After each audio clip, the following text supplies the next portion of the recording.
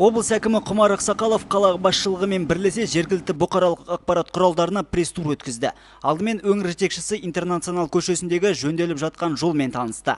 Қаладағы жолдардың жөнделуі назарда болуы тиіс. Қатаң бақылауда ұстаңыз. Ең бастысы сапасы. Жыл сайын облыс орталығында спортқа айрықша көңіл бөлінеді. Бұған дәлел қалада тұрғызылып жатқан шағын футбол алаңдары. Бүгінде қалада 36 шағын футбол алаңы тұрғызылды. Жыл соңына дейін оны орнатылады. Қалған жұмыстарды біз келер жылға жоспарлап қойдық. Футбол балалардың сүйікті ойыны дегенге күмәніміз жоқ. Өскелең ұрпақ үшін тұрғызылған шағын футбол алаңдары спорттағы жетістіктерін еселей түсетініне анық. Облыс әкімі болашақ аяқдопшыларға сыйға доптарды тарту етті. Ездили в Казань. Жуырда біздің командамыз Ресейге барып келді. Құрамамыз Португалия, Чехия, Ресей командаларымен күш сынасты. Осылайша біз тәжірибе алмастық. Ал мұндай футбол алаңдары шеберлігімізді шыңдауға көмектеседі деп ойлаймын. Басшылық назарына қалаға апарар көпірдің жағдайды қызықтырды. Былтыр оның бір жолы қолданысқа берілгенімен, екіншісінде әлі жұмыстар аяқталмады. Облыс әкімі көпірді қыркүйек айында тапсыру қажеттігін ескертті.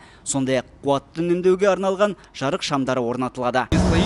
Қазіргі уақытта 2 жамылғыны орнаттық. Бетоннан құралған жолды уақытылы аяқтаймыз. Тіпті жаяу жүргіншілерге арналған жер де қарастырылған. Кейін облыс әкіміне Мамлют ауданына апарар тас жол да көрсетілді. Бүгінге дейін Петропавл Қорған бағыты дайын деуге болады. Мердігер компания өкілдерінің сөзінше 4,5 шақырым жер арнайы электр қуатын үнемдеугіш шамдармен жарықтандырылмақ. Биыл Хименко Қизатов көшелеріне тиесілі аумақ та қалпына келтірілді. Мұндағы жаяу жүргіншілерге бөлінген жер мен жол жөнделді. Сондай-ақ тұрғын үй келбеті де біршама өзгерді.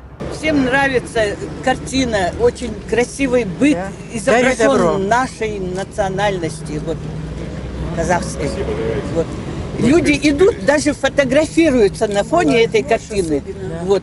Облыс және қала басшылығы аяғылдаған келесі мекенжай Алтынсарин көшесіндегі нөмірі 266 үй. Былтыр жергілікті балғындарға арналған ойын алаңы бой түседі. Енді балалар уақыттарын қызықты жерде пайдалы өткізбек. Сондай-ақ шаһар басшылығының шешімімен аула жолы да жөнделді.